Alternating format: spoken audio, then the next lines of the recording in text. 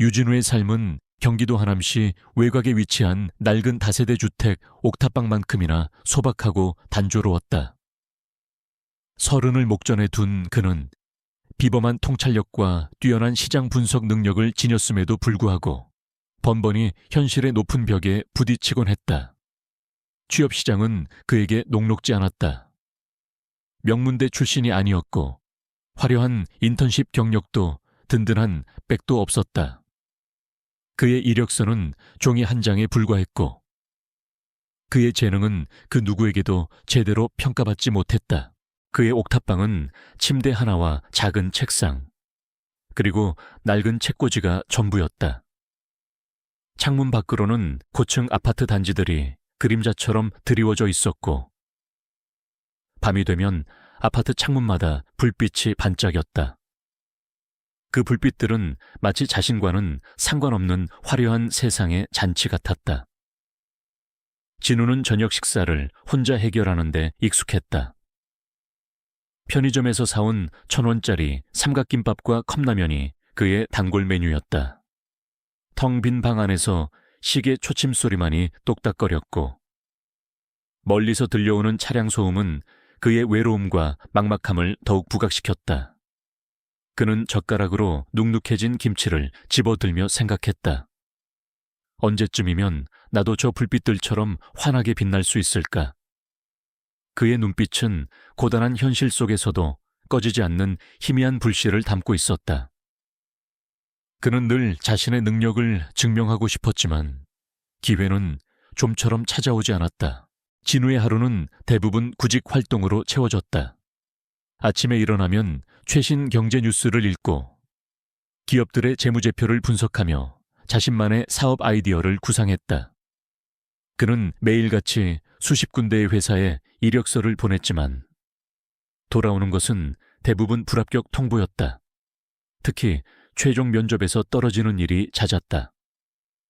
그는 면접관들의 표정에서 읽히는 너 같은 애송이가 뭘 알겠어 라는 무시를 수없이 경험했다. 그의 뛰어난 아이디어들은 늘 현실성 없다는 이유로 묵살당했다. 그럼에도 진우는 절망하지 않았다. 그는 독서와 연구를 게을리하지 않았다. 그의 낡은 책상 위에는 항상 경제학 서적, 경영 전략서, 그리고 최신 IT 트렌드 보고서들이 쌓여 있었다. 그는 밤늦게까지 불을 켜고 앉아 자료를 분석하고 자신만의 통찰을 노트에 빼곡히 기록했다. 그의 노트는 단순한 메모장이 아니었다. 그것은 미래에 대한 그의 비전과 열정이 담긴 그만의 보물 지도였다. 진우는 물질적으로는 가난했지만 마음만은 부유했다. 그는 자신이 가진 것이 많지 않음에도 불구하고 작은 나눔을 실천하며 자신만의 품위를 지켜나갔다. 그의 옥탑방 건물 1층에는 낡은 계란책에 수팜이라는 헌책방이 있었다. 주인 할아버지는 홀로 책방을 운영하며 힘겹게 생계를 이어가고 있었는데 최근에는 스마트폰과 인터넷 때문에 손님이 줄어 폐업 위기에 처해 있었다. 진우는 주말마다 그곳에 가서 할아버지를 도왔다. 그는 단순히 책을 정리하는 것을 넘어 헌책방의 생존 전략을 고민했다. 할아버지, 요즘 젊은 사람들은 책을 인터넷으로 많이 사잖아요. 우리 책방도 온라인으로 책을 팔아보는 건 어떨까요? 그리고 동네 사람들이 참여할 수 있는 작은 독서 모임이나 글쓰기 강좌를 열면 책방이 단순히 책을 사고 파는 공간이 아니라 문화 공간이 될 수 있을 거예요. 진우는 할아버지에게 조심스럽게 자신의 아이디어를 제안했다. 할아버지는 처음에는 고개를 갸웃거렸지만 진우의 진심과 열정에 감동하여 그의 제안을 받아들였다. 진우는 직접 헌책방의 웹사이트를 만들고 동네 커뮤니티에 독서 모임 공고를 올렸다. 그는 무료로 간단한 마케팅 전략을 세워주고 할아버지가 온라인 판매를 쉽게 할 수 있도록 교육했다. 처음에는 미미했지만 진우의 노력 덕분에 책의 숲은 서서히 활기를 되찾기 시작했다. 온라인 주문이 늘어나고 독서 모임에는 예상보다 많은 동네 사람들이 참여했다. 낡은 헌책방은 다시금 사람들의 발길이 끊이지 않는 따뜻한 공간이 되었다. 할아버지는 진우에게 늘 감사함을 표했지만 진우는 그저 할아버지가 기뻐하시니 저도 기쁩니다라며 겸손하게 웃을 뿐이었다. 그는 자신의 작은 재능이 다른 사람에게 도움이 될 때 진정한 행복을 느꼈다. 진우는 항상 낡은 가죽 커버에 수첩을 가지고 다녔다. 이 수첩은 그가 대학생 때부터 사용하던 것으로 겉보기에는 평범했지만 그 안에는 진우의 비범한 통찰력이 고스란히 담겨 있었다. 깨알 같은 글씨로 빼곡히 채워진 페이지마다 복잡한 도표, 미래 시장 예측 그리고 기발한 사업 아이디어들이 가득했다. 그는 이 수첩에 자신의 모든 꿈과 비전을 담아두었다. 이것은 단순한 메모장이 아니라 그에게는 미래를 향한 로드맵이자 그 누구에게도 보여주지 않는 비밀스러운 보물이었다. 그는 이 수첩을 통해 자신의 아이디어들을 구체화하고 끊임없이 수정하고 발전시켰다. 진우에게는 또 다른 비밀이 있었다. 그는 종종 스마트폰으로 누군가와 심도 깊은 대화를 나누곤 했다. 그는 그 사람을 선생님이라고 불렀다. 선생님은 진우의 학창 시절부터 그의 재능을 알아보고 끊임없이 조언과 격려를 아끼지 않았다. 선생님의 정체는 불분명했다. 그는 진우에게 세상은 네가 생각하는 것보다 훨씬 넓고 기회는 네가 상상하는 것보다 훨씬 많단다. 하지만 그 기회는 오직 준비된 자에게만 찾아오는 법이지. 너의 능력을 믿고 꾸준히 정진하거라. 라는 조언을 해주곤 했다. 선생님과의 대화는 진우에게 항상 큰 힘이 되었다. 그는 선생님에게 자신의 아이디어를 허심탄회하게 털어놓았고 선생님은 날카로운 질문과 통찰력 있는 피드백으로 진우의 생각을 더욱 정교하게 다듬어 주었다. 때로는 선생님이 진우에게 불쑥 새로운 정보나 특정 산업 분야의 동향을 알려주기도 했는데 이는 항상 놀랍도록 정확하고 시기적절했다. 선생님은 마치 세상의 모든 정보를 꿰뚫고 있는 듯 했다. 진우는 선생님이 자신에게 어떤 의도로 접근했는지 알 수 없었지만 그가 자신을 진심으로 아끼고 성장시키려 한다는 것만은 분명히 느낄 수 있었다. 이 미스터리한 인물은 진우의 잠재력을 일깨우는 중요한 촉매제 역할을 했다. 어느 날 오후 진우는 평소처럼 책의 숲 헌책방에서 온라인 주문을 처리하고 있었다. 그때 그의 스마트폰이 울렸다. 발신자는 다름 아닌 한성그룹의 인사팀이었다.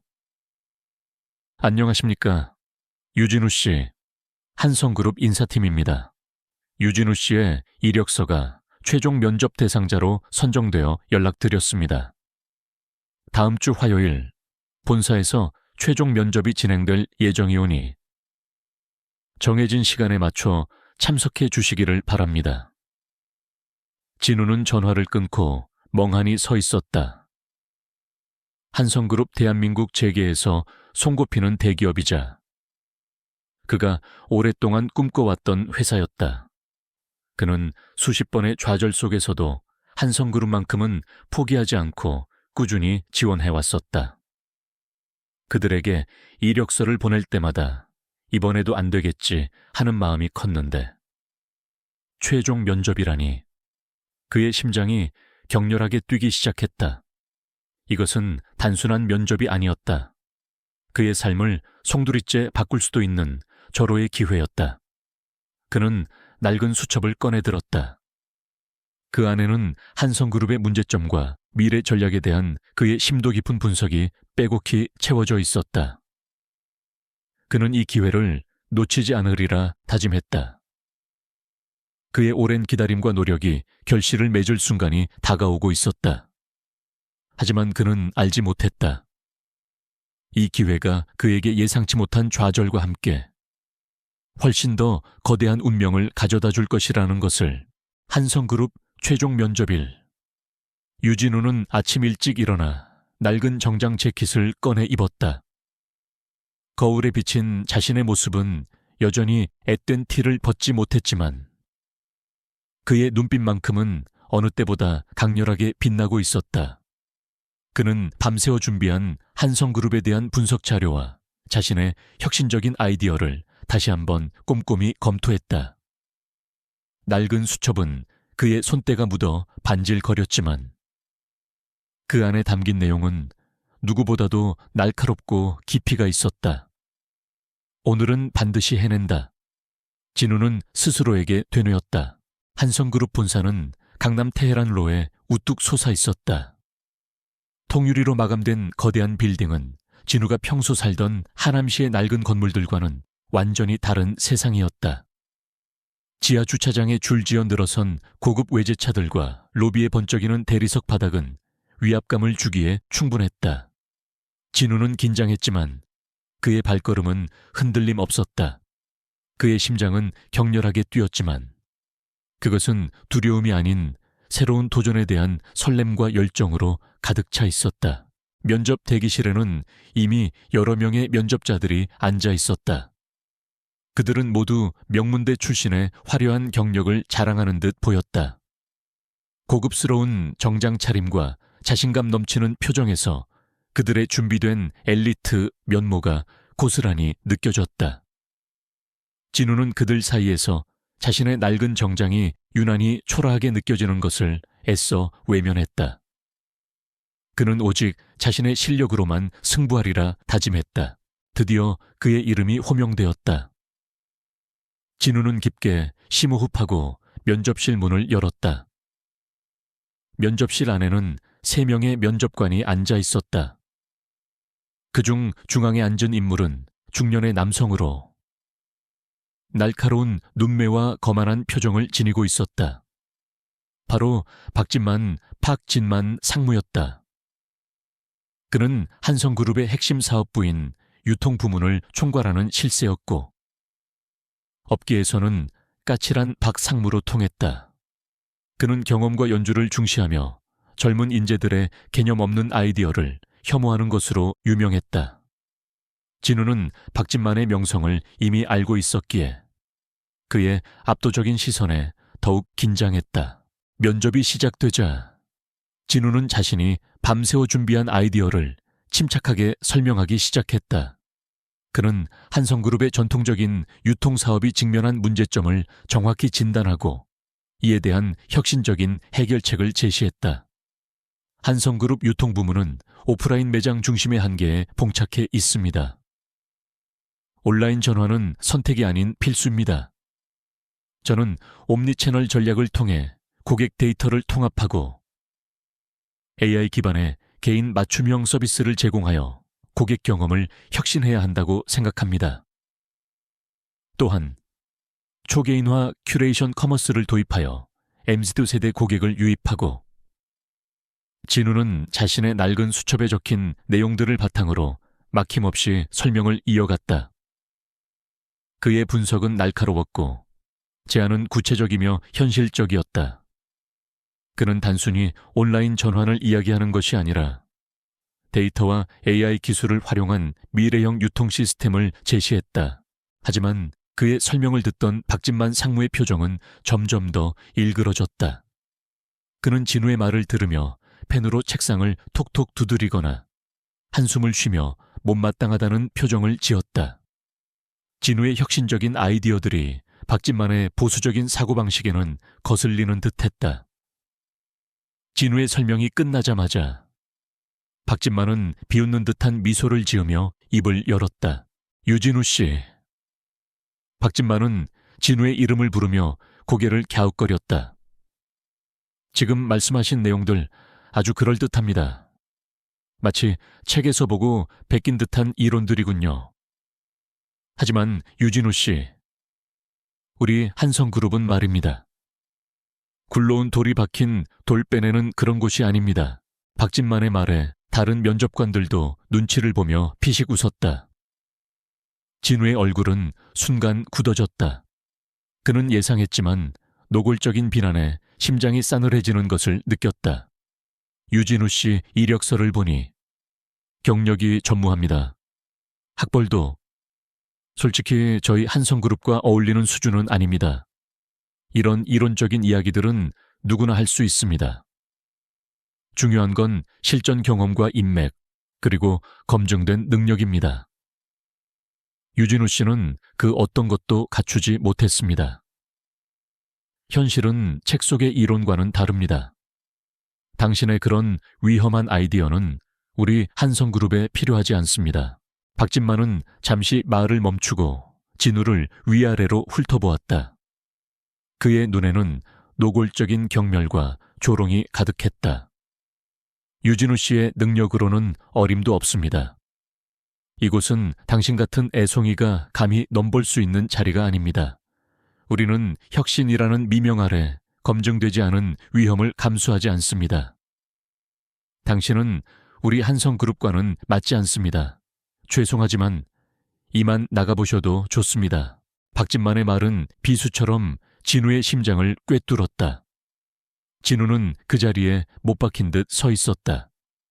그의 뇌리에는 박진만의 거만한 웃음과 어림도 없어 라는 말이 맴돌았다. 그는 분노와 함께 깊은 좌절감을 느꼈다. 수많은 밤을 세워가며 준비했던 그의 노력이 단 한 사람의 편협한 시각과 오만함으로 인해 한순간에 물거품이 되는 순간이었다. 그는 아무 말도 할 수 없었다. 그저 고개를 숙인 채 면접실을 나설 뿐이었다. 면접실 문이 닫히는 순간 그는 자신의 세상이 통째로 무너져 내리는 듯한 기분을 느꼈다. 진우는 휘청거리는 걸음으로 한성그룹 본사를 나섰다. 밖은 여전히 눈부신 서울의 도심이었지만 그의 눈에는 모든 것이 회색빛으로 보였다. 그는 그대로 길거리에 주저앉고 싶었지만 간신히 자신을 추슬러 발걸음을 옮겼다. 지하철을 타고 옥탑방으로 돌아오는 내내 그의 머릿속은 온통 박진만의 비난으로 가득했다. 어림도 없어, 어림도 없어. 그 말은 마치 낙인처럼 그의 마음에 새겨졌다. 옥탑방에 도착한 진우는 낡은 수첩을 꺼내 들었다. 수첩에는 한성그룹의 미래를 위한 그의 비전이 빼곡히 적혀 있었다. 그는 분노에 찬 손으로 수첩을 찢어버릴까 생각했지만 이내 멈췄다. 그의 눈빛은 흔들렸지만 그 안에 숨겨진 불신은 여전히 꺼지지 않았다. 내가 정말 어림도 없는 존재인가? 박진만 상무의 말이 다 맞는 건가? 그는 스스로에게 질문했다. 하지만 이내 그는 고개를 저었다. 아니, 그럴 리 없어. 내 아이디어는 틀리지 않았어. 단지 그들이 이해하지 못했을 뿐이야. 그는 책상에 앉아 찢어버리려던 수첩을 다시 펼쳤다. 그리고 박진만의 말을 하나하나 곱씹으며 그가 간과했던 점들을 되짚어보고 자신의 아이디어를 더욱 날카롭게 다듬기 시작했다. 그는 이 실패가 자신을 더 강하게 만들 것이라고 믿었다. 박진만의 모멸적인 말은 그에게 깊은 상처를 주었지만 동시에 꺼져가던 그의 열정에 다시 불을 지피는 강력한 촉매제가 되었다. 그는 이제 더 이상 수동적으로 기회를 기다리지 않을 것이라고 다짐했다. 그는 자신이 직접 기회를 만들고 자신의 가치를 증명해 보이리라 결심했다. 이 좌절은 그에게 새로운 길을 모색하게 만들었다. 그날 밤 진우는 잠자리에 들지 못했다. 그는 자신의 미래에 대해 깊이 고민했다. 기존의 방식으로 취업을 시도하는 것은 더 이상 의미가 없다는 것을 깨달았다. 박진만의 냉혹한 거절은 그에게 현실의 벽이 얼마나 높은지를 여실히 보여주었다. 그는 이제 더 이상 평범한 구직자의 길을 걸을 수 없었다. 그의 마음속에서는 알 수 없는 투지와 함께 잠자고 있던 거대한 야망이 꿈틀거리기 시작했다. 그는 이 실패를 발판 삼아 전혀 다른 방식으로 세상에 자신의 존재를 드러내리라 다짐했다. 그는 아직 알지 못했다. 그에게 찾아올 새로운 길이 상상조차 할 수 없는 거대한 운명으로 이어질 것이라는 것을 한성그룹 면접에서 돌아온 유진우는 옥탑방에 틀어박혀 며칠 밤낮을 보냈다. 박진만 상무의 모멸적인 말들이 그의 뇌리에서 떠나지 않았다. 그는 분노와 좌절감에 시달리면서도 한편으로는 자신의 아이디어가 정말 어림도 없는 것인지 끊임없이 자문했다.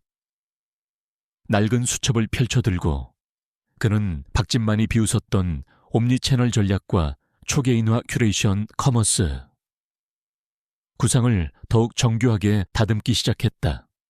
그는 실패를 통해 더욱 깊이 파고들었고 그의 통찰력은 날카롭게 벼려지고 있었다. 그는 이 모든 좌절이 자신을 더 강하게 만들 것이라고 확신했다.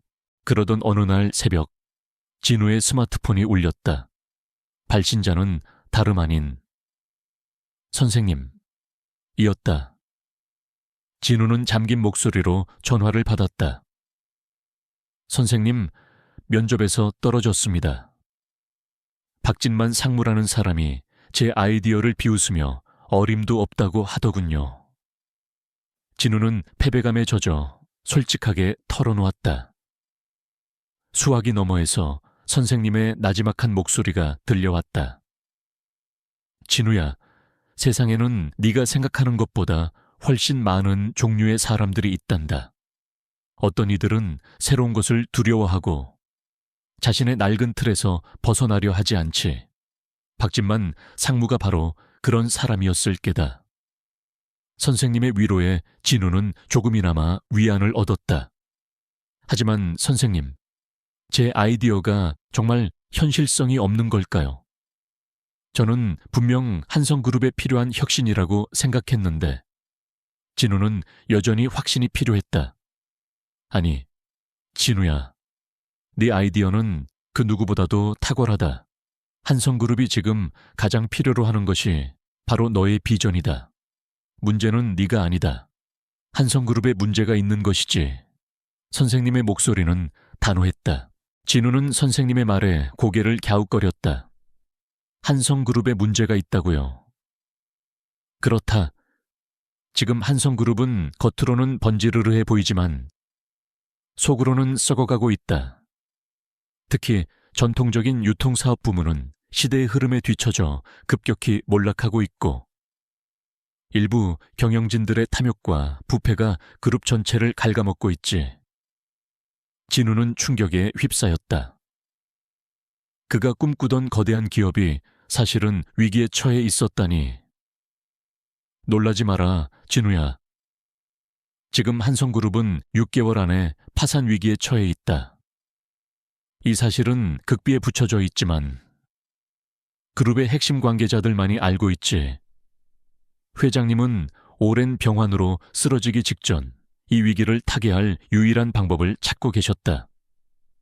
선생님의 말은 진우의 머릿속에 새로운 퍼즐 조각을 맞춰 나갔다. 박진만 상무가 그토록 보수적이었던 이유, 그리고 그의 아이디어를 위험하다고 치부했던 이유가 조금씩 이해되기 시작했다. 선생님, 그런데 이 모든 걸 어떻게... 진우는 선생님의 정체에 대해 다시금 의문이 들었다.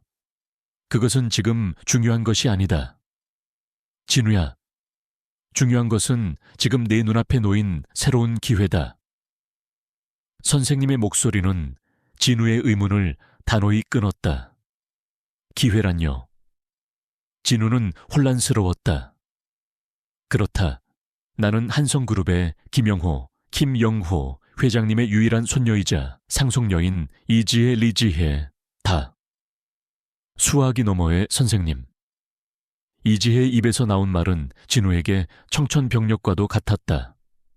그는 자신이 그동안 대화했던 인물이 대한민국 재계를 쥐락펴락하는 한성그룹의 실세였다는 사실에 경악했다. 그의 낡은 옥탑방에서 그는 거대한 기업의 은밀한 진실과 마주하고 있었다. 저는 할아버지의 뜻을 이어받아 한성그룹을 살려낼 인재를 오랫동안 찾아왔다. 할아버지는 단순히 스펙이 화려한 사람보다는 진정으로 통찰력 있고 윤리적인 인재를 원하셨지. 네가 보낸 이력서와 포트폴리오를 우연히 보고 나는 너에게 흥미를 느꼈다. 그리고 면접관들이 내게 던진 질문과 네가 보여준 답변, 그리고 박진만 상무의 반응까지 모든 것을 나는 지켜보고 있었다. 이지혜는 자신의 계획을 차분하게 설명했다.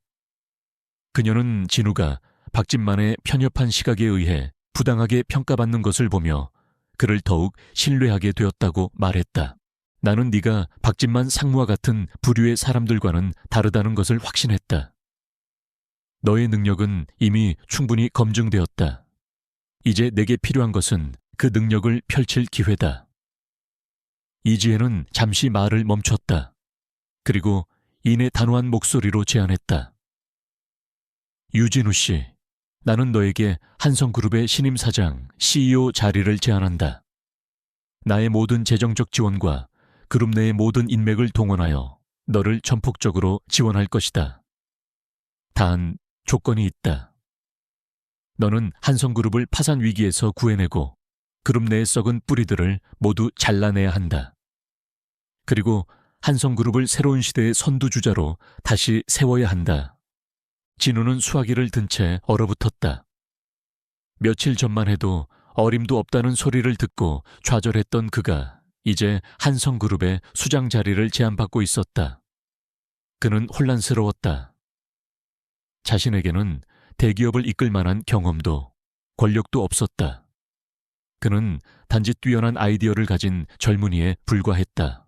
이지혜 선생님, 제가 과연 그 막중한 자리를 감당할 수 있을까요? 저는 할 수 있다. 진우야, 나는 너의 능력을 믿는다. 그리고 네가 가진 윤리의식과 꺾이지 않는 투지를 높이 평가한다. 너는 내 할아버지께서 원하셨던 진정한 리더의 자질을 가지고 있다. 그리고 박진만 상무의 말대로 어림도 없다는 것을 증명할 기회를 주겠다. 내 능력이 어디까지인지, 네가 어떤 인물인지 직접 보여줄 기회 말이다. 이지혜의 말은 진우의 마음속에 잠자고 있던 야망을 다시금 일깨웠다. 박진만의 모멸적인 말, 그리고 그로 인한 좌절감은 그의 뇌리를 스쳐 지나갔다. 그는 더 이상 도망치지 않기로 결심했다. 좋습니다. 선생님, 아니, 이지혜 사모님. 진우는 떨리는 목소리로 답했다. 제가 한성그룹의 신임 사장이 되겠습니다. 그리고 제가 가진 모든 것을 바쳐 한성그룹을 반드시 살려내겠습니다. 박진만 상무가 틀렸다는 것을 증명해 보이겠습니다. 진우의 결심은 단호했다. 그의 눈빛은 다시금 타오르는 불꽃처럼 강렬하게 빛났다. 이지혜는 만족스러운 미소를 지었다. 그녀는 진우가 자신의 기대를 뛰어넘을 것이라고 확신했다. 그 시각 한성그룹의 유통본부장실에서는 박진만 상무가 의기양양하게 앉아 있었다. 그는 며칠 전 면접에서 유진우라는 건방진 지원자를 보기 좋게 떨어뜨린 것에 대해 만족해하고 있었다. 풋, 어림도 없지. 그 어린애 송이가 무슨 혁신 쯧쯧. 요즘 젊은 것들은 그저 책만 읽고 허황된 꿈만 꾸지. 실전은 모른다니까. 박진만은 비서에게 커피를 주문하며 콧노래를 불렀다. 그는 자신이 한성그룹의 미래를 책임질 실세라고 굳게 믿고 있었다. 그는 자신이 그룹의 위기를 교묘히 이용해 자신의 배를 불릴 계획을 착착 진행시키고 있었다. 한성그룹의 자산들을 몰래 빼돌려 해외 페이퍼 컴퍼니로 옮기고 부실 계열사들을 정리한다는 명목으로 알짜배기 자산들을 헐값에 매각할 준비를 하고 있었다. 박진만은 진우의 탈락을 자랑스럽게 여기며 동료 임원들에게 떠벌리고 다녔다. 아니, 글쎄, 요즘 애들 아이디어라는 게 아주 가관이야. 옴니 채널이니 AI니 다 뜬구름 잡는 소리 아니겠습니까? 제가 한마디로 딱 잘라 말했죠. 자네 실력으론 어림도 없어 라고 말입니다. 하하하. 그의 말에 동조하는 임원들이 고개를 끄덕이며 맞장구 쳤다. 그들은 박진만과 함께 한성그룹의 몰락을 틈타 사익을 채우려는 부류들이었다. 그들은 자신들의 탐욕이 곧 현실이 될 것이라고 확신하며 유진우라는 존재를 완전히 잊어버렸다. 그들은 알지 못했다. 그들이 어림도 없다고 비웃었던 그 애송이가 며칠 후 자신들의 모든 것을 송두리째 뒤흔들 신임 사장으로 그들 앞에 다시 나타날 것이라는 것을, 그리고 그들의 모든 악행이 백일에 드러날 날이 머지않았다는 것을, 유진우에게 한성그룹 신임 사장 취임 제안은 꿈만 같은 이야기였다. 며칠 전 어림도 없다는 소리를 듣고 좌절했던 그는 이제 대한민국 재계를 뒤흔들 한성그룹의 수장이 될 기회를 얻었다. 그는 이지혜의 제안을 받아들이기로 결심한 순간부터 밤낮없이 신임 사장으로서의 역할을 준비했다. 낡은 옥탑방에서 그는 한성그룹의 방대한 자료들을 분석하고 그룹의 미래를 위한 구체적인 로드맵을 설계했다. 이지혜는 그에게 필요한 모든 정보와 지원을 아낌없이 제공했지만 실질적인 준비는 오롯이 진우의 몫이었다. 그는 잠시도 쉴 틈 없이 자신의 아이디어를 다듬고 전략을 구체화하는 데 매진했다. 그리고 대망의 취임식 날이 밝았다. 한성그룹 본사 대강당은 취재진과 재계 인사, 그리고 한성그룹의 모든 임직원으로 가득 차 있었다. 삼엄한 경비 속에서 강당은 숨막히는 긴장감으로 가득했다. 모두가 새로운 사장의 얼굴을 궁금해했지만 신임 사장의 정체는 극비에 붙여져 있었다. 박진만 상무는 가장 앞줄에 앉아 의기양양한 표정으로 주변 임원들과 농담을 주고받고 있었다. 그는 자신이 그룹의 핵심 실세이며 이번 위기를 기회 삼아 자신의 입지를 더욱 공고히 할 수 있을 것이라고 확신했다. 그의 옆에 앉은 강은희 이사는 아첨하듯 웃으며 고개를 끄덕였다. 그들은 진우라는 존재를 이미 기억 저편으로 밀어낸 지 오래였다. 정각이 되자 사회자가 단상에 올라 마이크를 잡았다. 존경하는 한성그룹 임직원 여러분, 그리고 귀빈 여러분, 지금부터 한성그룹 신임 사장 취임식을 시작하겠습니다. 이어 회장 비서실장이 나와 새로운 사장을 소개했다. 그럼 한성그룹의 새로운 미래를 이끌어 나갈 신임 사장님을 소개하겠습니다. 유진우 사장님을 뜨거운 박수로 맞아 주시기 바랍니다. 유진우, 강당 안에 술렁거림이 일었다. 익숙지 않은 이름에 모두가 의아해했다. 그리고 그 순간 단상 뒤편에서 한 남자가 모습을 드러냈다. 그는 깔끔한 정장 차림이었지만 낯선 얼굴이었다. 그는 바로 유진우였다. 그의 발걸음은 단호했고 눈빛은 흔들림 없었다. 그의 시선은 강당 앞줄에 앉아있는 박진만 상무에게로 향했다. 유진우가 단상에 오르는 순간 박진만의 얼굴은 경악으로 물들었다. 그의 눈은 휘둥그레졌고 입은 반쯤 벌어진 채 다물어지지 않았다. 그의 얼굴은 순식간에 핏기가 사라지더니 하얗게 질렸다가 다시 붉게 달아올랐다. 며칠 전 자신이 어림도 없다며 면박을 주었던 그 애송이가 지금 자신들의 신임 사장으로 눈앞에 서 있는 것이었다. 박진만은 자신이 꿈을 꾸고 있는 건가 싶어 눈을 비볐지만 눈앞의 현실은 변하지 않았다. 강은희 이사를 비롯한 박진만의 측근들도 충격에 휩싸여 서로의 얼굴을 번갈아 보았다. 그들의 얼굴은 공포와 경악으로 일그러졌다. 진우는 마이크를 잡았다. 그의 목소리는 차분했지만 단호했다. 안녕하십니까, 유진우입니다. 그의 목소리가 강당에 울려 퍼지자 박진만은 자리에서 벌떡 일어설 뻔했지만 옆 사람의 팔을 붙잡고 겨우 버텼다. 그의 머릿속은 온통 혼란과 경악으로 가득했다. 어떻게 저자가 진우는 박진만을 잠시 응시했다. 그의 눈빛에는 며칠 전 면접에서의 모멸감이 담겨 있었지만 이내 그것은 흔들림 없는 단호함으로 바뀌었다. 저는 오늘 한성그룹의 신임 사장으로 이 자리에 섰습니다. 솔직히 말씀드리자면 저는 화려한 경력도 든든한 배경도 없습니다. 어쩌면 이 자리에 어울리지 않는다고 생각하는 분들도 계실 겁니다. 진우의 말에 박진만은 기가 막히다는 듯 헛웃음을 터뜨렸다. 박진만은 진우의 말이 끝나기도 전에 자리에서 벌떡 일어나며 외쳤다. 유진우 씨, 이게 무슨, 당신 같은 자가 감히 이 자리에 서다니 무슨 음모라도 꾸민 겁니까? 회장님께서 치매라도 걸리신 겁니까? 당신은 면접에서조차 제대로 된 답변 하나 내놓지 못하고 탈락한 자에 불과합니다. 감히 우리 한성그룹을 모욕하지 마십시오. 강당하는 순식간에 소란스러워졌다. 박진만의 고함은 마치 정적을 깨는 굉음과 같았다.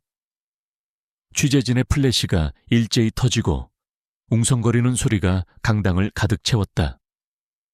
모두가 박진만의 갑작스러운 행동에 당황했지만 박진만은 분노와 경멸에 가득 찬 눈으로 진우를 노려보며 계속해서 소리쳤다. 진우는 박진만의 난동에도 불구하고 침착함을 잃지 않았다. 그는 마이크를 쥔 손에 힘을 주었다. 그의 눈빛은 오히려 더욱 날카로워졌다. 그는 박진만을 똑바로 응시하며 단호하게 말했다. 박진만 상무님, 저는 당신의 말을 기억합니다. 유진우의 능력으로는 어림도 없다고 하셨죠. 그리고 제 아이디어를 위험하다고 비웃으셨습니다. 좋습니다. 이제부터 제가 저의 능력을 증명해 보이겠습니다. 진우는 강당에 모인 모든 임직원들과 재계 인사들을 향해 시선을 돌렸다. 그의 목소리는 강당 전체에 울려 퍼졌다. 한성그룹은 지금 위기에 처해 있습니다. 변화하지 않으면 미래는 없습니다.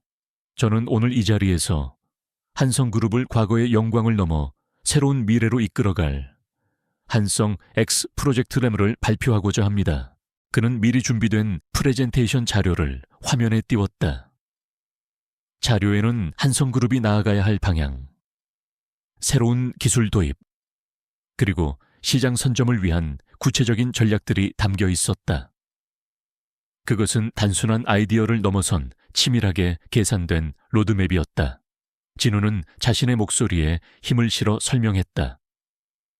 한성 X 프로젝트는 기존 유통사업의 한계를 뛰어넘어 AI 기반의 데이터 분석, 블록체인 기술을 활용한 투명한 공급망 구축, 그리고 메타버스 기반의 가상 매장 도입을 목표로 합니다. 이는 단순한 디지털 전환이 아니라 한성그룹을 미래형 플랫폼 기업으로 탈바꿈시킬 혁명적인 도전이 될 것입니다. 물론 이 과정에서 많은 저항과 어려움이 있을 것입니다. 특히 변화를 두려워하고 자신의 기득권을 지키려는 세력들의 방해가 있을 것입니다. 진우는 변화를 두려워하고 기득권을 지키려는 세력이라는 말에 박진만과 그의 측근들을 힐끗 보았다. 박진만의 얼굴은 분노와 경악으로 일그러졌다. 진우는 간접적으로 박진만의 부패와 탐욕을 지적하고 있었던 것이다. 저는 이 프로젝트의 성공을 위해 모든 것을 걸겠습니다. 그리고 이 자리에서 약속드립니다. 3개월 안에 한성 X 프로젝트의 가시적인 성과를 보여드리겠습니다. 만약 3개월 안에 제가 약속한 성과를 달성하지 못한다면 저는 아무 미련 없이 이 자리에서 물러나겠습니다. 진우의 말에 강당 안은 다시 한번 술렁거렸다. 3개월이라는 파격적인 시간 제한은 모두를 놀라게 했다. 이는 엄청난 압박이자 동시에 자신의 능력에 대한 강한 자신감의 표현이었다. 박진만은 속으로 비웃었다. 3개월 건방진 애송이 같으니라고. 그래, 내 발로 걸어나가는 꼴을 내가 직접 볼 테다.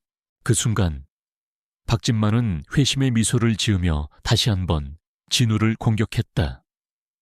유진우 사장님 3개월 안에 가시적인 성과를 내겠다고요. 말은 쉽습니다. 당신 같은 경력 없는 애송이가 대체 뭘 할 수 있다고 회장님께서 잠시 정신이 혼미하신 틈을 타서 이 자리까지 온 게 아닙니까? 당신은 능력이 부족할 뿐만 아니라 윤리적으로도 문제가 있는 사람인 것 같습니다.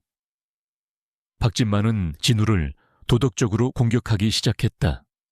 그는 이지혜의 존재와 그녀의 재정적 지원을 전혀 알지 못했기에 진우가 부정한 방법으로 사장 자리에 올랐다고 단정했다. 진우는 박진만의 비난에도 흔들리지 않았다. 그는 오히려 더 당당한 목소리로 받아쳤다. 박진만 상무님, 저는 저의 능력과 윤리에 대해 추호도 부끄러움이 없습니다. 하지만 박진만 상무님의 능력과 윤리에 대해서는 제가 조만간 평가하게 될 것입니다. 진우의 날카로운 방역에 박진만은 입을 다물었다. 그의 얼굴은 다시금 하얗게 질렸다. 진우의 말은 단순한 위협이 아니었다. 그것은 박진만이 그동안 한성그룹 내부에서 저질러온 비리들을 이미 알고 있다는 암시였다.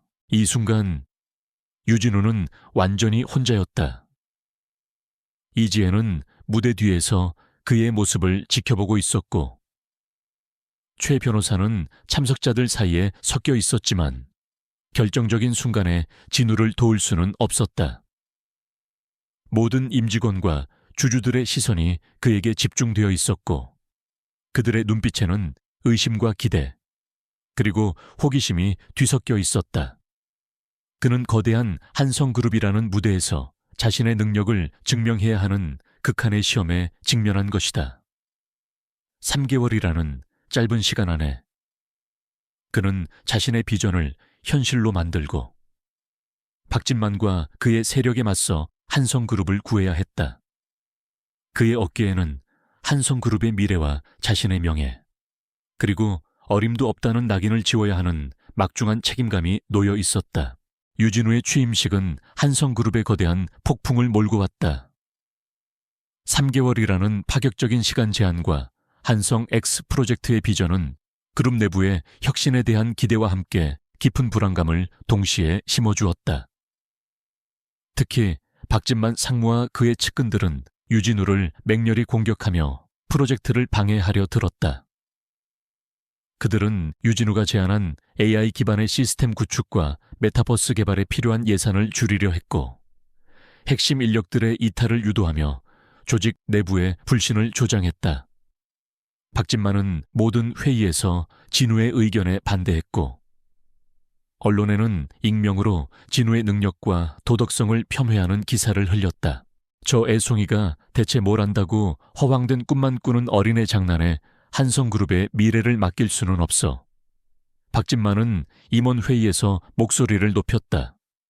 그의 눈에는 유진우에 대한 경멸과 함께 자신의 기득권을 지키려는 필사적인 욕망이 번뜩였다. 강은희 이사 또한 박진만에게 동조하며 진우를 고립시키려 애썼다. 진우는 박진만 상무와 그의 세력으로부터 끊임없는 견제와 방해를 받았다. 그는 매일 밤늦게까지 사무실에 남아 프로젝트를 진행했고 주말도 반납한 채 팀원들과 머리를 맞대고 밤샘 작업을 이어갔다. 그의 팀은 대부분 젊고 패기 넘치는 신입사원들이었다. 그들은 진우의 비전과 열정에 감화되어 밤낮없이 일에 매달렸다. 진우는 그들에게 단순한 상사가 아니었다. 그는 꿈을 현실로 만드는 리더이자 함께 역경을 헤쳐나가는 동료였다. 이지혜는 뒤에서 묵묵히 그를 지원했다. 필요한 자금을 적시에 지원하고 박진만의 방해 공작을 막아내기 위해 법무팀과 회계팀을 동원했다. 그녀는 진우가 오직 프로젝트에만 집중할 수 있도록 모든 장애물을 제거해 주었다. 진우는 박진만의 방해 공작을 예상하고 있었다. 그는 프로젝트를 진행하면서 동시에 박진만과 그의 측근들의 수상한 움직임을 주시했다. 그는 그룹 내부 감사팀의 도움을 받아 박진만 상무의 비리 증거를 은밀히 수집하기 시작했다. 그는 박진만이 한성그룹의 몰락을 틈타 부실 계열사들을 정리한다는 명목으로 알짜배기 자산들을 헐값에 매각하고 그 과정에서 막대한 뒷돈을 챙기고 있다는 사실을 알게 되었다. 또한 박진만이 외부 컨설팅 회사와의 계약을 통해 거액의 리베이트를 받고 있다는 증거도 확보했다. 이 모든 증거들은 그의 낡은 수첩과 USB에 차곡차곡 쌓여갔다. 3개월의 시간이 눈 깜짝할 사이에 흘렀다. 드디어 한성 X 프로젝트의 중간 성과 발표회 날이 밝았다. 장소는 한성그룹 본사 대강당. 이곳은 며칠 전 유진우가 신임 사장으로 취임하며 박진만에게 모욕적인 말을 들었던 바로 그 상징적인 장소였다. 강당은 이전보다 훨씬 많은 인파로 북적였다. 국내 주요 언론사 기자들, 재계 인사들, 그리고 한성그룹의 모든 임직원이 참석했다. 박진만 상무와 그의 측근들은 가장 앞줄에 앉아 비웃는 듯한 표정으로 진우를 기다리고 있었다. 그들은 진우가 형편없는 성과를 발표하고 결국 자신의 약속대로 사장 자리에서 물러나는 모습을 보게 될 것이라고 확신했다. 진우는 단상에 올랐다. 그의 얼굴에는 피곤한 기색이 역력했지만 눈빛은 강렬하게 빛났다. 그는 마이크를 잡고 침착하게 발표를 시작했다. 안녕하십니까. 한성그룹 사장 유진우입니다. 지난 3개월간 저는 한성그룹의 새로운 미래를 위해 한성 X 프로젝트에 모든 것을 쏟아부었습니다. 지금부터 그 결과와 우리의 미래 비전을 말씀드리겠습니다. 그는 프레젠테이션 화면을 띄웠다. 화면에는 3개월간 한성 X 프로젝트가 이룬 놀라운 성과들이 그래프와 수치로 명확하게 제시되었다. AI 기반 개인 맞춤형 추천 서비스 도입으로 온라인 매출 30% 증가, 메타버스 가상매장 사용자 수 200% 폭증, 젊은 세대 고객 유입률 획기적 증가 등 모두가 예상치 못한 놀라운 수치들이었다. 한성그룹의 주가는 이미 상승세를 타기 시작했고 시장에서는 한성그룹이 새로운 혁신을 주도하고 있다는 긍정적인 평가가 쏟아져 나오고 있었다.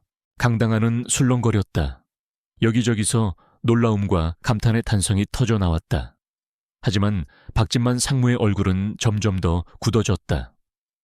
그의 눈은 불신으로 가득 찼고 입술은 바싹 말라 있었다. 그는 진우의 발표를 믿을 수 없다는 듯 고개를 저었다. 진우의 발표가 끝나자 박진만은 기다렸다는 듯이 자리에서 벌떡 일어섰다. 유진우 사장님 발표는 잘 들었습니다만 그 수치들이 모두 사실인지 어떻게 믿을 수 있습니까? 외부 회계 감사를 거쳤습니까? 당신 같은 애송이가 단 3개월 만에 이런 성과를 냈다는 것은 상식적으로 납득할 수 없습니다. 혹시 조작된 수치는 아닙니까? 한성그룹의 주가를 끌어올리기 위한 일종의 사기극은 아닙니까? 박진만은 목소리를 높여 진우를 사기꾼으로 몰아붙였다. 그의 말에 강당안은 다시 한번 술렁거렸다. 일부 기자들도 의심스러운 눈초리로 진우를 바라보았다. 박진만은 이때를 놓치지 않고 미리 준비한 가짜 자료들을 흔들며 진우를 더욱 공격했다. 그는 진우가 프로젝트 자금을 횡령했다는 허위 사실을 주장하며 인신공격까지 서슴지 않았다. 바로 그때 모든 것이 실패로 돌아가는 듯한 아찔한 순간이었다. 진우의 얼굴에 긴장감이 스쳤다. 하지만 그는 이내 침착함을 되찾았다. 그는 박진만의 공세를 예상하고 있었다. 진우는 박진만의 눈을 똑바로 바라보며 차분하지만 단호한 목소리로 말했다. 박진만 상무님, 제 발표 내용이 의심스러우시다고요. 좋습니다. 그렇다면 제가 상무님께 한 가지 질문을 드리겠습니다. 상무님께서 지난 몇 달간 한성그룹의 자산을 해외 페이퍼 컴퍼니로 빼돌리시고 부실 계열사 정리 명목으로 알짜배기 자산들을 헐값에 매각하려 하신 사실에 대해서는 어떻게 설명하시겠습니까? 진우의 말에 강당안은 일순간 정적이 흘렀다. 박진만의 얼굴은 다시금 하얗게 질렸고 그의 눈은 공포와 경악으로 가득 찼다. 그는 입을 뻐끔거렸지만 아무 말도 할 수 없었다. 그의 뒤에 앉아있던 강은희 이사를 비롯한 측근들의 얼굴 또한 사색이 되었다. 상무님께서 믿을 수 없다고 하시는 저의 한성X 프로젝트는 오직 한성그룹의 미래를 위한 것이었습니다. 하지만 상무님께서 진행해오신 일들은 오직 상무님의 사익을 위한 것이었죠. 저는 이 자리에서 박진만 상무님의 모든 비리 사실을 입증할 증거들을 제시하겠습니다. 진우는 미리 준비한 USB를 화면에 연결했다. 화면에는 박진만 상무가 외국 회사들과 주고받은 수상한 이메일 내용, 거액의 자금이 오고 간 은행 계좌 내역, 그리고 박진만과 그의 측근들이 나눈 통화 녹취록까지 모든 비리 증거들이 명확하게 드러났다. 녹취록 속 박진만의 목소리는 너무나도 명확했다. 그는 한성그룹을 망가뜨리고 자신의 배를 채우려 했던 모든 악행들을 고스란히 담고 있었다. 심지어 그가 과거에 김용호 회장의 건강을 악화시키려 했다는 정황이 담긴 대화 내용까지 포함되어 있었다. 박진만이 김 회장의 건강 상태를 조작하고 필요한 의료적 조치를 지연시켰다는 충격적인 사실이 드러난 것이다. 당당하는 충격과 분노의 술렁임으로 가득 찼다. 기자들의 플래시가 쉴 새 없이 터졌고 임직원들은 박진만을 향해 비난의 눈초리를 보냈다. 박진만은 자신의 모든 악행이 백일에 드러나자 무릎을 꿇고 주저앉았다. 그의 얼굴은 공포와 절망으로 일그러져 있었다. 그는 발버둥 쳤지만 이미 모든 것이 끝난 뒤였다. 그 순간 강당 입구에서 경호원들이 박진만 상무와 그의 측근들을 체포하기 위해 진입했다. 그들은 이미 이지혜의 지시를 받은 경찰 및 검찰 관계자들과 공조하여 박진만의 비리를 조사하고 있었다. 진우의 발표는 그들의 체포를 위한 결정적인 계기가 된 것이다. 박진만 상무님, 강은희 이사님, 당신들을 업무상 횡령, 배임, 그리고 회사 기밀 유출 혐의로 체포합니다. 경호팀장이 단호하게 외쳤다. 박진만은 끌려나가면서도 진우를 향해 이를 갈며 노려보았다. 하지만 진우는 흔들림 없었다. 그의 얼굴에는 승리감보다는 정의를 실현했다는 평온함이 감돌았다. 강당에 모인 모든 이들은 유진우의 비범한 능력과 용기에 감탄했다. 그들은 단순히 젊은 사장의 혁신적인 발표를 넘어 한성그룹의 오랜 병폐를 뿌리뽑는 정의의 순간을 목격한 것이다. 강당을 가득 채웠던 의심과 회의감은 순식간에 환호와 존경으로 바뀌었다. 기자들은 유진우를 향해 질문을 쏟아냈고 그의 이름은 대한민국 재계를 넘어 사회 전반에 퍼져나가기 시작했다. 그는 더 이상 어림도 없는 애송이가 아니었다. 그는 한성그룹의 미래를 구원하고 부패한 세력을 단죄한 진정한 영웅으로 우뚝 섰다. 박진만 상무와 그의 측근들이 체포되자 한성그룹은 오랜 기간 골마있던 환부를 도려낸 듯 홀가분하고도 충격적인 분위기에 휩싸였다. 언론은 유진우 사장의 극적인 반전과 박진만의 추악한 비리를 연일 대서특필했다. 면접 탈락자, 한성그룹 사장으로 돌아오다. 한성그룹 신임 사장의 통쾌한 방역과 같은 헤드라인이 신문과 방송을 장식했다.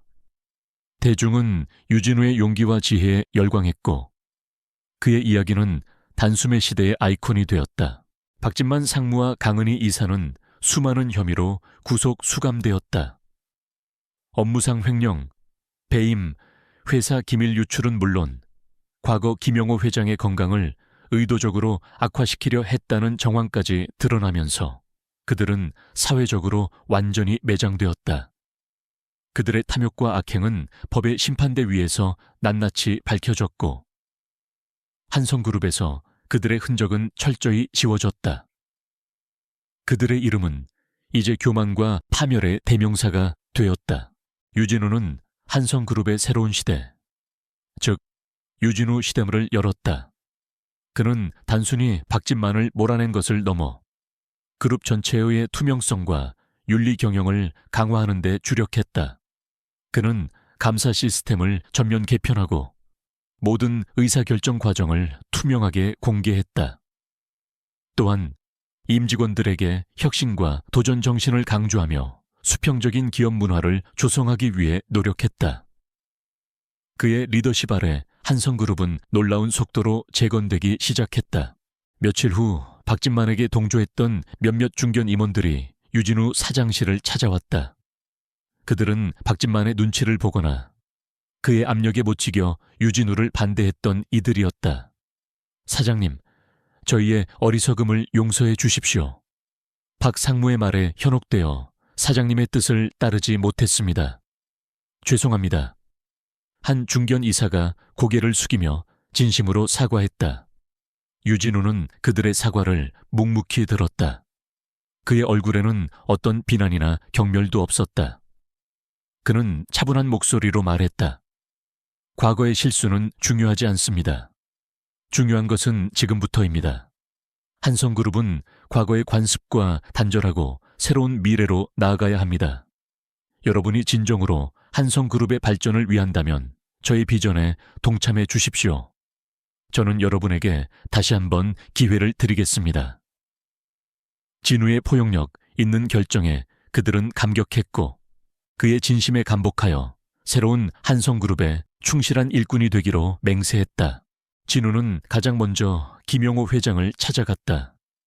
김 회장은 박진만 일당의 악행이 드러나고 유진우가 그룹을 안정화시킨 후 건강을 서서히 회복하고 있었다. 회장실에서 김 회장은 진우의 손을 잡고 눈물을 글썽였다. 진우 사장, 자네가 아니었으면 한성그룹은 끝장날 뻔했네. 그리고 내 마지막 소원도 이루지 못했을 걸세. 자네는 내 평생의 후회와 모든 것을 바로잡아 주었네. 회장님, 아닙니다. 회장님께서 저를 믿어주시고 기회를 주셨기에 가능한 일이었습니다. 회장님의 통찰력과 저를 향한 믿음이 한성그룹을 살려낸 것입니다. 두 사람은 서로를 바라보며 깊은 신뢰와 존경을 나누었다. 김 회장은 유진우에게 정원을 위임하며 그룹의 미래를 완전히 맡겼다. 유진우는 이지혜와 함께 강남구에 위치한 한성 X 프로젝트의 새 사무실에 있었다. 이곳은 최첨단 기술과 미래지향적인 디자인으로 꾸며져 있었으며 젊은 인재들의 활기 넘치는 에너지로 가득했다. 이지혜 사모님 덕분에 제가 이 모든 것을 해낼 수 있었습니다. 사모님께서 저를 믿어주시고 뒤에서 든든하게 지원해 주시지 않았다면 저는 아무것도 할 수 없었을 겁니다. 진우는 이지혜를 바라보며 진심으로 감사 인사를 전했다. 이지혜는 따뜻하게 웃었다. 아니요, 진우 씨. 저는 그저 씨앗을 뿌렸을 뿐이에요. 그 씨앗을 싹 틔우고 아름다운 꽃을 피운 것은 모두 진우 씨의 능력과 노력 덕분입니다. 제가 진우 씨를 처음 만났을 때 저는 진우 씨 안에 숨겨진 거대한 잠재력을 보았어요. 그리고 박진만 상무가 진우 씨를 어림도 없다고 비웃는 것을 보며 확신했죠. 저런 편협한 자들이 절대 볼 수 없는 빛이 진우 씨에게 있다는 것을요. 그녀는 진우가 박진만의 모멸적인 말에 좌절하지 않고 오히려 더 강하게 일어설 것이라고 믿었으며 그의 순수한 열정과 뛰어난 통찰력이 한성그룹을 구할 유일한 길이라고 확신했음을 고백했다. 그녀는 사실 진우가 면접에서 떨어지기 전부터 그를 눈여겨보고 있었으며 박진만의 면접을 통해 진우의 인성과 실력을 최종적으로 확인하고자 했다고 덧붙였다. 진우는 이지혜의 말을 들으며 지난날의 고통과 좌절이 주마등처럼 스쳐 지나갔다. 낡은 옥탑방에서 혼자 라면을 먹던 밤들, 번번이 면접에서 탈락하던 쓰라린 경험들, 그리고 박진만의 차가운 비웃음, 모든 것이 지금의 그를 만들기 위한 과정이었다. 이지혜라는 선생님을 만나 자신의 진정한 가치를 깨닫고 거대한 시련을 이겨내며 그는 한층 더 단단해지고 성숙해졌다. 이제 한성그룹은 새로운 시작입니다. 저의 모든 아이디어와 비전을 현실로 만들어 회장님의 뜻을 이어받아 사회에 기여하는 기업으로 만들겠습니다. 진우의 목소리에는 결연한 의지가 담겨 있었다. 유진우는 자신이 이룩한 성공에 안주하지 않았다. 그는 박진만 상무의 비리를 통해 그룹 내에 숨겨진 또 다른 문제점들을 발견했고 이를 해결하기 위한 대대적인 개혁을 추진했다. 그는 그룹의 투명성을 높이기 위해 윤리경영위원회를 신설하고 내부 고발 시스템을 강화했다. 또한 젊은 인재들을 적극적으로 등용하고 파격적인 보상 시스템을 도입하여 직원들의 사기를 북돋았다. 그는 한성X 프로젝트를 성공적으로 안착시켰고 한성그룹은 전통적인 유통기업을 넘어 데이터와 기술 기반의 미래형 플랫폼 기업으로 도약했다. 그의 리더십 아래 한성그룹의 주가는 연일 최고치를 경신했고 시장 가치는 급격히 상승했다. 유진우는 더 이상 경력 없는 애송이가 아니었다. 그는 대한민국 재계를 이끄는 젊은 거장이자 혁신과 정의의 상징이 되었다. 어느 날 저녁, 진우는 평창동에 있는 김영호 회장의 자택 서재에 앉아 있었다.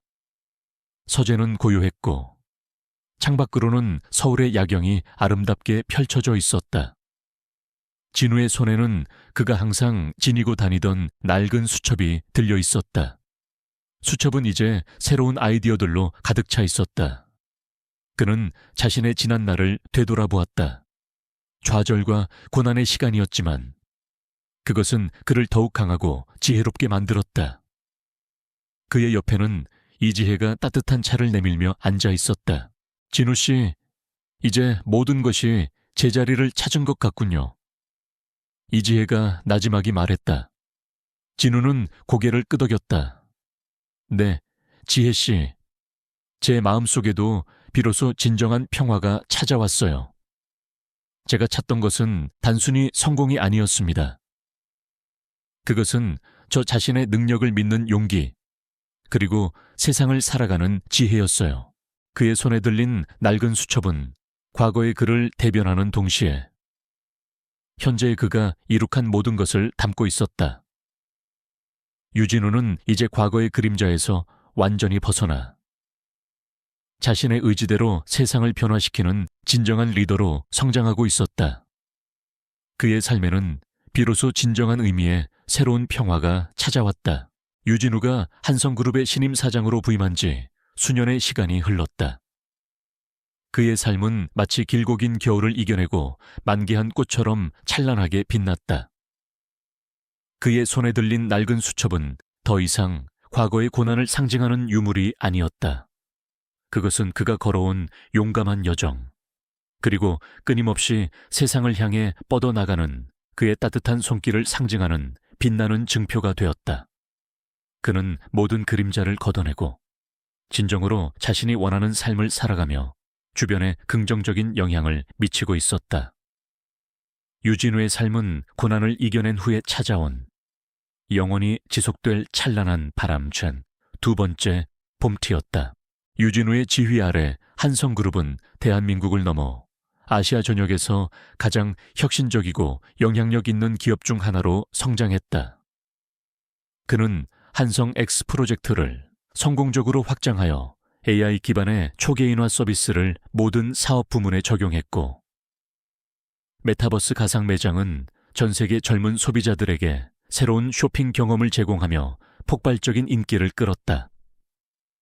한성그룹의 매출은 수직 상승했고 주가는 연일 최고치를 경신하며 재계의 역사를 새로 썼다. 유진우는 미다스의 손, 혁신의 아이콘이라는 찬사를 받으며 명실상부한 젊은 거장의 반열에 올랐다. 그는 기업의 성공에만 몰두하지 않았다. 유진우는 과거 자신이 겪었던 어려움을 잊지 않았다. 그는 돈이 없어 꿈을 포기해야 했던 수많은 젊은이들을 위해 유진우 혁신인재 육성 기금을 설립했다. 이 기금은 뛰어난 아이디어를 가지고 있지만 재정적 지원이 부족한 청년 스타트업들에게 투자하고 잠재력 있는 인재들에게 파격적인 장학금과 멘토링 프로그램을 제공했다. 그는 직접 대학교를 찾아 강견을 하고 학생들과 소통하며 그들에게 용기와 희망을 불어넣었다. 그의 강연은 늘 학생들로 인산인해를 이루었고 그의 이야기는 수많은 청년들에게 나도 할 수 있다는 희망을 주었다. 유진우는 또한 자신이 과거에 도움을 주었던 헌책방, 책의 숲을 잊지 않았다. 그는 책의 숲을 확장하여 지역 문화 공간으로 탈바꿈시켰다. 오래된 건물은 현대적인 도서관과 카페가 어우러진 복합 문화 공간으로 리모델링 되었고 책의 숲 할아버지는 명예관장이 되어 여전히 책방을 지켰다. 유진우는 이곳에서 정기적으로 독서 모임과 글쓰기 강좌를 후원했고 지역 주민들이 자유롭게 문화를 향유할 수 있도록 지원했다. 책의 숲은 이제 단순한 헌책방을 넘어 유진우의 따뜻한 마음과 나눔의 정신을 상징하는 공간이 되었다. 이지혜는 한성그룹의 이사회 의장으로서 유진우의 가장 든든한 조력자였다. 그녀는 유진우가 기업을 이끄는 동안 발생할 수 있는 복잡한 법적, 윤리적 문제들을 해결하며 그룹의 안정적인 성장을 지원했다. 이지혜는 유진우를 볼 때마다 자신이 올바른 선택을 했다는 확신을 가졌다. 그녀는 강태호 회장의 유지를 진정으로 이해하고 실현할 수 있는 인물은 오직 유진우뿐임을 다시금 깨달았다. 두 사람의 관계는 단순한 사업 파트너를 넘어 서로를 깊이 존중하고 신뢰하는 동반자로 발전했다. 그들은 종종 한성그룹의 미래와 사회에 대한 기여 방안에 대해 밤늦게까지 진지한 대화를 나누곤 했다. 박진만 상무와 그의 측근들은 자신들의 죄에 대한 대가를 치르고 있었다. 그들은 실형을 선고받아 교도소에 수감되었고 그들의 이름은 탐욕과 몰락의 대명사가 되었다. 그들은 더 이상 유진우의 삶에 아무런 영향도 미치지 못했다. 유진우는 그들에게 증오나 분노 대신 연민과 함께 평화를 느꼈다. 그는 복수가 아닌 올바른 방식으로 자신과 한성그룹의 명예를 회복했기 때문이었다. 유진우는 이제 자신만의 평온하고 의미 있는 일상을 만들었다.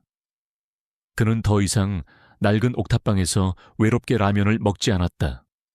그는 한성그룹의 사택인 평창동 저택으로 이사했지만 저택의 화려함보다는 그 안에서 자신의 비전을 실현하는 공간으로 활용했다. 그는 아침 일찍 일어나 낡은 수첩을 꺼내들고 새로운 아이디어들을 구상했으며 종종 한성그룹이 후원하는 청소년 교육센터를 방문하여 아이들과 시간을 보냈다. 그는 여전히 소박한 것을 좋아했고 자신의 과거를 잊지 않았다. 어느 맑은 봄날 오후 유진우는 책의 숲 리모델링 기념식에 참석했다. 그는 단상에 서서 마이크를 잡았다. 수많은 지역 주민들과 언론 관계자들 그리고 아이들이 그의 말에 귀를 기울였다. 저는 이곳 책의 숲에서 많은 것을 배웠습니다. 책 한 권이 한 사람의 인생을 바꿀 수 있듯 작은 아이디어와 진심이 세상을 바꿀 수 있다는 것을요. 이곳이 우리 아이들에게 꿈을 심어주고 지역 사회에 따뜻한 빛을 비추는 희망의 공간이 되기를 바랍니다. 그의 손에 들린 낡은 수첩은 따스한 봄 햇살을 받아 눈부시게 빛났다.